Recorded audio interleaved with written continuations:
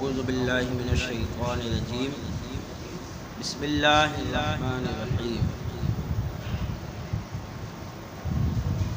یا ایہا المدثر قم فانذر وربک فکبر وثیابک فطہر والرجز فاہجر ولا تمنن تستکثر ولربک فاصبر فاذا نقر فی الناقور فذلک یومئذ یوم عسیر علی الکافرین غیر یسیر ذرنی ومن خلقت وحیدا وجعلت له مالا ممدودا وبنین شہودا ومہدت له تمہیدا ثم یطمع ان ازید کلا انہ کان لآیاتنا عنیدا سأرہقہ صعودا انہ فکر وقدر فقتل کیف قدر ثم قتل کیف قدر ثم نظر ثم عبس وبصر ثم ادبر واستکبر فقال ان هذا الا سحر یؤثر ان هذا الا قول البشر سأصلیہ سقر وما ادراک ما سقر لا تبقی ولا تذر لواحة للبشر علیہا 19 وما جعلنا اصحاب النار الا ملائکة وما جعلنا عدتهم الا فتنة للذین کفروا لیستیقن الذین اوتوا الکتاب ویزداد الذین آمنوا ایمانا ولا یرتاب الذین اوتوا الکتاب والمؤمنون وليقول الذين في قلوبهم مرض والكافرون ماذا أراد الله بهذا مثلا كذلك يضل الله من يشاء ويهدي من يشاء وما يعلم جنود ربك إلا هو وما هي إلا ذكرى للبشر كلا والقمر والليل إذ أدبر والصبح إذا أسفر إنها لإحدى الكبر نذيرا للبشر لمن شاء منکم ان یتقدم او یتأخر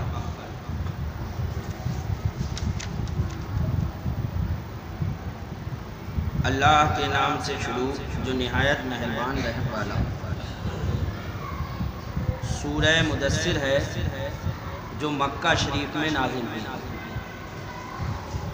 اللہ تعالیٰ ارشاد فرماتا ہے اے بالا پوش اوڑھنے والے،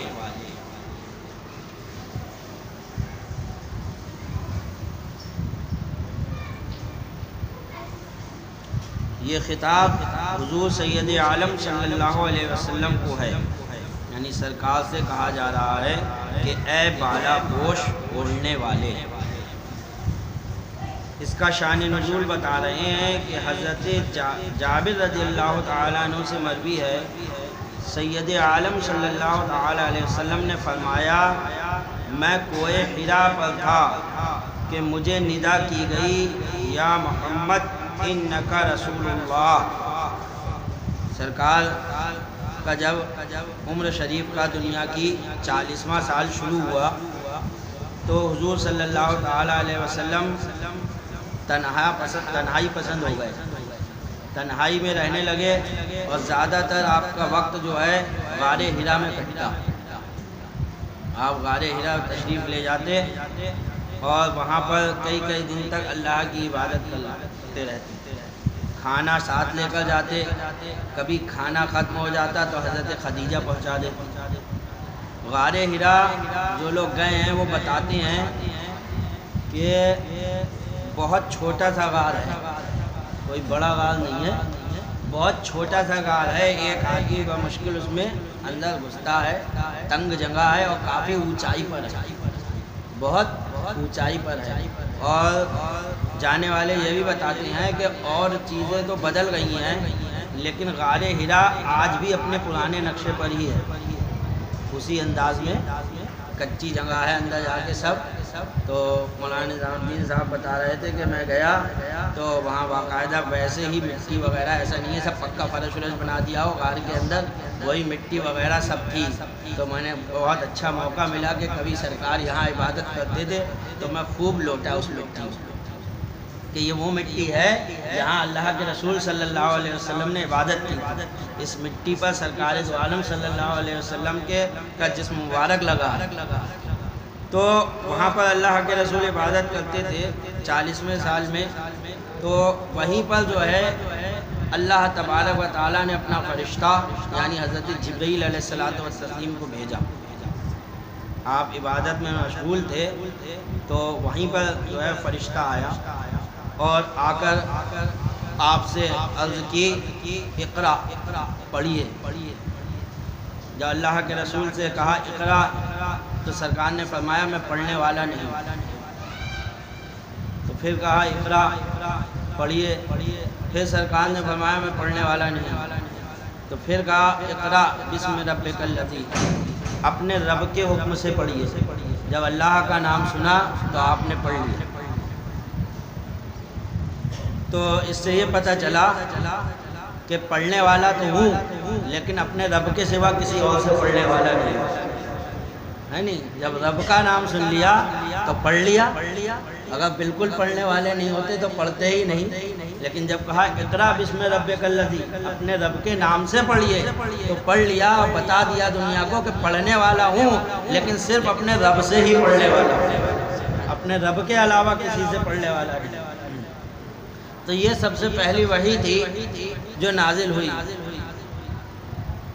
اللہ کے رسول صلی اللہ تعالیٰ علیہ وسلم سے ایک اچانک یہ واقعہ پیش آیا, آج سے پہلے کبھی نہیں ہوا. ایک فرشتے کو دیکھا تو ایک انسان کی جو فطرت ہوتی ہے آپ کے اوپر تھوڑی گھبراہٹ تاری ہوئی کہ یہ آخر ہے کیا چیز, کیا ہوا یہ. تو اللہ کے رسول صلی اللہ علیہ وسلم گھر پر آئے اور اپنی بیوی حضرت خدیجہ سے کہا زمبلونی زمبلونی مجھے کمبل اڑاؤ, مجھے کمبل اڑاؤ. تو آپ کی بیوی نے کمبل اڑا دیا.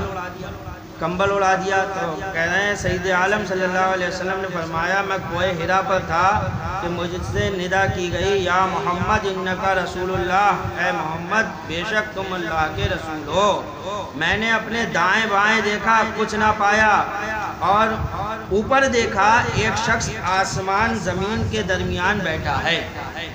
سرکار نے دیکھا کہ آسمان اور زمین کے درمیان ایک فرشتہ بیٹھا ہوا ہے. اس فرشتے کو آپ نے دیکھا آسمان و زمین کے درمیان بیٹھا ہے, یعنی وہی فرشتہ جس نے ندا کی تھی. یہ دیکھ کر مجھ پر رعب ہوا اور میں خدیجہ کے پاس آیا اور میں نے کہا کہ مجھے بالا پوش اڑاؤ. انہوں نے اڑا دیا تو جبرائیل آئے اور انہوں نے کہا یا ایھا المدثر, اے بالا پوش اوڑھنے والے. اللہ تعالیٰ نے اپنے محبوب کو پھر ایسے ہی ندا کی اے بالا پوش اوڑھنے والے. آپ دیکھو گے کہیں بھی سرکار کو یا محمد کہہ کے قرآن میں ندا نہیں کی گئی. حالانکہ اللہ تبارک و تعالیٰ چاہتا تو کہہ سکتا تھا یا محمد, لیکن قرآن میں کہیں اللہ تعالیٰ نے اپنے محبوب کو یا محمد نہیں کہا. کہ اللہ کہہ سکتا ہے لیکن بندے کو یہ حق نہیں ہے کہ بندہ جو ہے وہ سرکار دو عالم صلی اللہ تعالیٰ علیہ وسلم کا نام لے کر کہے اے محمد, یا کے معنی اے. تو بندوں کو یہ حق حاصل نہیں ہے. آج جو ہے لوگ اپنے دروازوں پر ایک طرف یا اللہ لکھ دیتے ہیں تو ایک طرف یا محمد لکھ دیتے ہیں. تو یا محمد بولنا بھی نہیں چاہیے اور لکھنا بھی نہیں چاہیے. اللہ کے رسول کے نام کے ساتھ یا لگانا یہ صحیح نہیں ہے. آپ یا رسول اللہ کہیے, یا حبیب اللہ کہیے. صحیح ہے, جو اللہ کے رسول کے لقب ہیں ان کے ساتھ آپ پکاریے اللہ کے رسول کو, نام کے ساتھ جو ہے نہیں. جیسے آپس میں ایک دوسرے کو پکارتے ہو, اللہ فرماتا ہے ایسے میرے محبوب کو مت پکارو. تو یہاں پر اللہ تعالیٰ نے اپنے محبوب کو یا ایھا المدثر کہہ کر پکارا, اے بالا پوش اوڑھنے والے.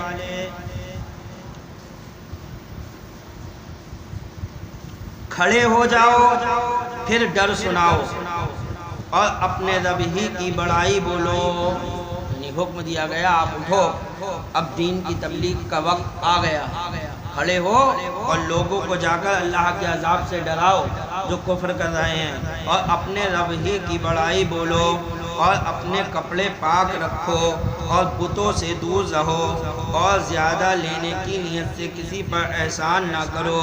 تو اللہ کے رسول تو بتوں سے دور رہتے ہی تھے۔ سرکار سے یہ کہنے کا کیا مطلب کہ بتوں سے دور رہو؟ تو خطاب سرکار سے بظاہر لگ رہا ہے، اور حقیقت میں یہ خطاب امت سے ہے۔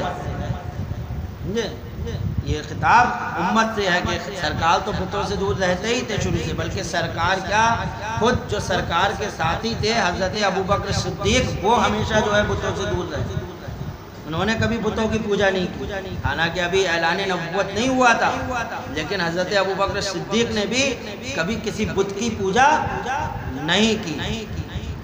تو کہا اور بتوں سے دور رہو، اور زیادہ لینے کی نیت سے کسی پر احسان نہ کرو۔ کسی پر احسان کرو تو اس نیت سے مت کرو کہ ہمیں اس سے زیادہ ملے گا، احسان اللہ کے لیے کرو کہ اس کا بدلہ ہمیں اللہ دے گا، یہ نہیں کہ آج ہم کر رہے ہیں اس کے ساتھ تو کل کو ہمیں اس سے زیادہ یہ ہمارے ساتھ کرے گا، اس لیے ہم کر رہے ہیں، نہیں کرا اس نے تو جو ہے پھر بتاؤ اس نے ہمارے ساتھ نہیں کرا، ہم نے اس کے ساتھ اتنا کرا، یہ اچھی بات نہیں ہے۔ اور زیادہ لینے کی نیت سے کسی پر احسان نہ کرو، اور اپنے رب کے لیے صبر کیے رہو، یعنی صبر کرو۔ جب دین کی تبلیغ کرو گے تو ظاہر سی بات ہے مشکل اور پریشانیاں بھی آئیں گی، لوگ آپ کو برا بھلا بھی کہیں گے، لوگ آپ کو جو ہے ستائیں گے بھی، تو اس وقت صبر بھی کرنا ہوگا، ضروری ہے۔ اور اپنے رب کے لیے صبر کیے رہو۔ پھر جب سور پھونکا جائے گا تو وہ دن کرنا دن ہے، کافروں پر آسان نہیں۔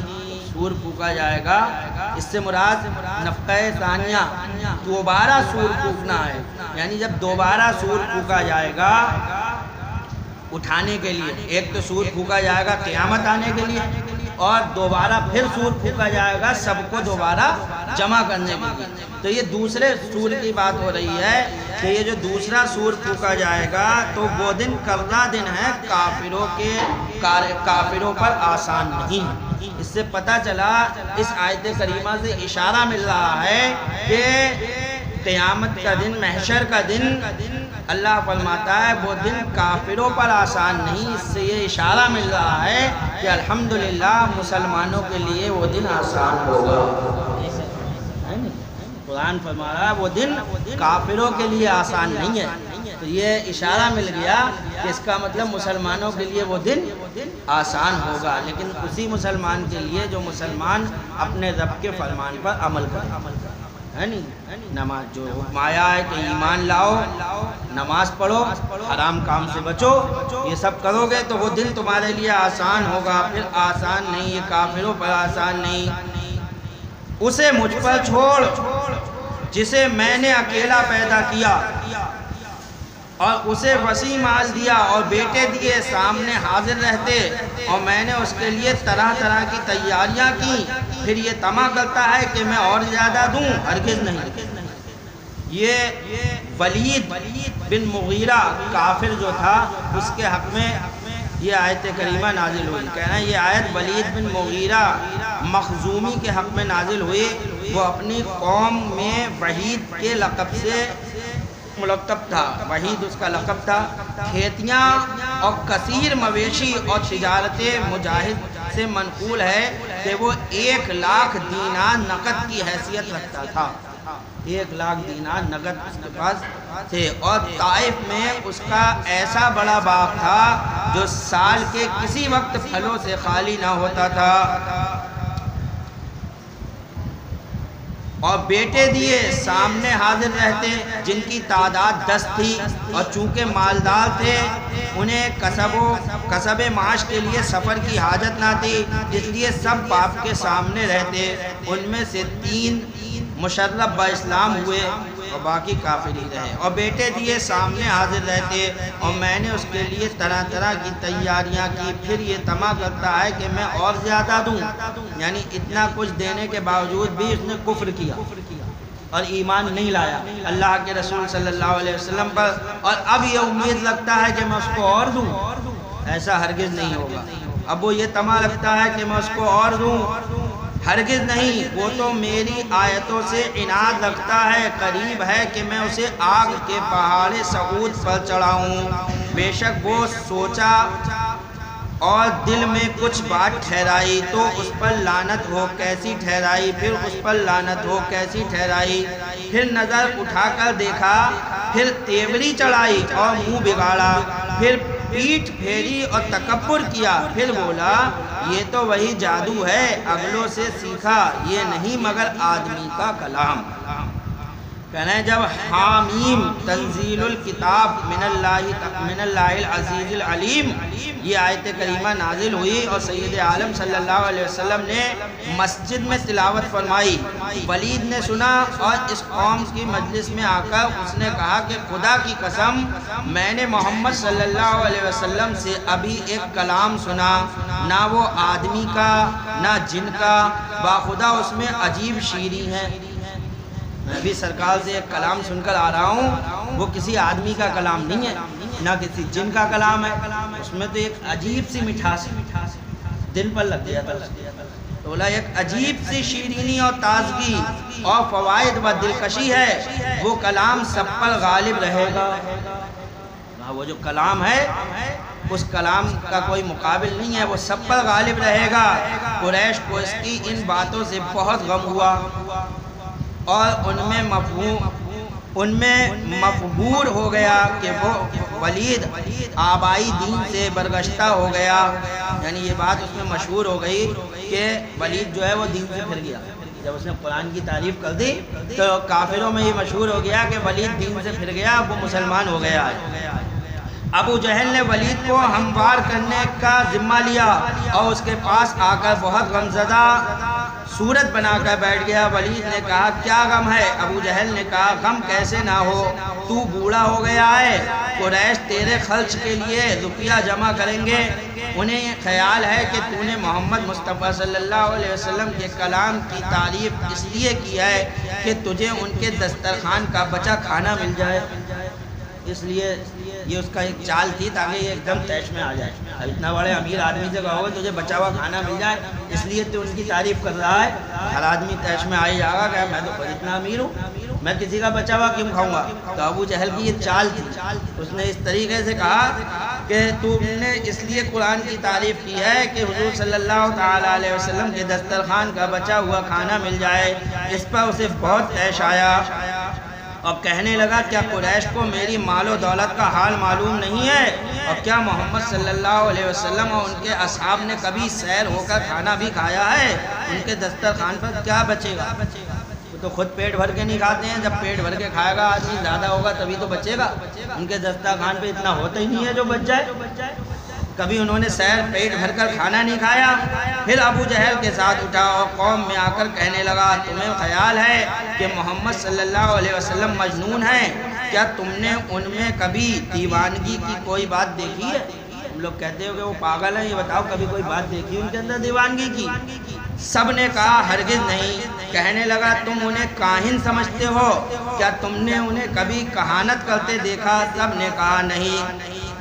کہا تم انہیں شاعر گمان کرتے ہو، کیا تم نے کبھی انہیں شعر کہتے پایا؟ سب نے کہا نہیں۔ کہنے لگا تم انہیں کذاب کہتے ہو، کیا تمہارے تجربے میں کبھی انہوں نے جھوٹ بولا؟ جھوٹا کہہ رہے ہو آج، یہ بتاؤ اتنے سال اللہ کے رسول تمہارے درمیان رہے، کیا آج تک کبھی انہوں نے جھوٹ بولا؟ سب نے کہا نہیں۔ اور قریش میں آپ کا صدق و دیانت ایسا مشہور تھا کہ قریش آپ کو امین کہا کرتے تھے، امین و صادق کہتے تھے، پورے مکہ کے لوگ آپ کو امین و صادق کہتے تھے کہ ان جیسا نہ امین دیکھا، ان جیسا نہ سچا دیکھا، امین و صادق کہا کرتے تھے۔ یہ سن کر قریش نے کہا پھر بات کیا ہے؟ تو ولید سوچ کر بولا، سوچنے لگا کیا کہوں میں، یہ سب تو ہے نہیں، سوچ کر بولا کہ بات یہ ہے کہ وہ جادوگر ہیں۔ یہ یہاں آ کے اس نے اپنی بات بنائی کہ میں نے تعریف کیوں کی، تو میں نے یوں کی کہ وہ جادوگر ہیں، تم نے دیکھا ہوگا کہ ان کی بدولت رشتہ دار سے باپ بیٹے سے جدا ہو جاتے ہیں، بس یہی جادوگر کا کام ہے، وہ جدا کر دیتا ہے ایک دوسرے کو اپنے جادو سے، یہی وہ کر رہے ہیں۔ اور جو قرآن وہ پڑھتے ہیں وہ دل میں اثر کر جاتا ہے، اس کا باعث یہ ہے کہ وہ جادو ہے، دل میں اتر رہا ہے قرآن، اس کا مطلب بھی یہی ہے کہ وہ جادو ہے جو دلوں میں اترتا چلا جا رہا ہے۔ جادو ہی ایسی چیز ہے جس سے آدمی جو ہے پھر جاتا ہے، لہذا وہ جادو ہے۔ اس آیت کریمہ میں اس کا ذکر فرمایا گیا تو اللہ تبارک و تعالیٰ فرماتا ہے، پھر بولا یہ تو وہی جادو ہے اگلوں سے سیکھا، یہ نہیں مگر آدمی کا کلام، کوئی دم جاتا ہے کہ میں اسے دوزخ میں دھساتا ہوں، اور تم نے کیا جانا دوزخ کیا ہے، نہ چھوڑے نہ لگی رکھے، یعنی دوزخ کا عذاب کیا ہے، نہ وہ چھوڑے گی اور نہ لگی رکھے گی، یعنی ایسا نہیں ہے مر کے ختم ہو جاؤ، اور ایسا بھی نہیں ہے کہ تمہارا جسم سلامت رہے، وہاں پر سب کچھ جل جائے گا اور پھر اللہ تعالیٰ تازہ بنا دے گا، نہ چھوڑے گی اور نہ لگی رکھے گی۔ آدمی کی کھال اتار لیتی ہے، اس پر 19 داروغہ ہیں، جہنم میں کتنے داروغہ ہیں؟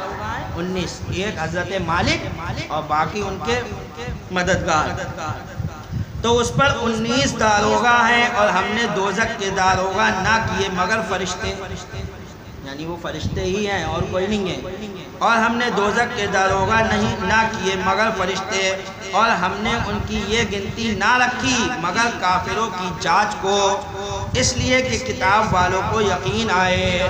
یہ کیوں رکھی ہم نے 19 کی گنتی؟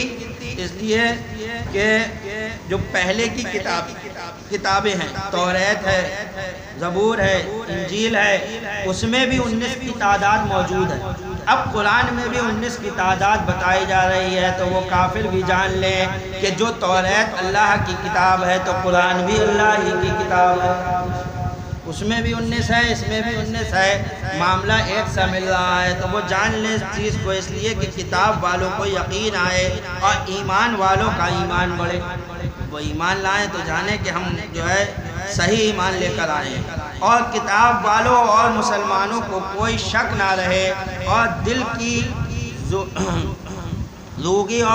کے روگی اور کافر کہیں اس اچنبے کی بات میں اللہ کا کیا مطلب ہے، یوں ہی اللہ گمراہ کرتا ہے جسے چاہے اور ہدایت فرماتا ہے جسے چاہے، اور تمہارے رب کے لشکروں کو اس کے سوا کوئی نہیں جانتا۔ اللہ کے کتنے لشکر ہیں اس کو کوئی نہیں جانتا ہے، اللہ فرماتا ہے تمہارے رب کے لشکروں کو اللہ کے سوا کوئی نہیں جانتا، اور وہ تو نہیں مگر آدمی کے لیے نصیحت، وہ کلام جو ہے یہ آدمیوں کے لیے نصیحت ہے۔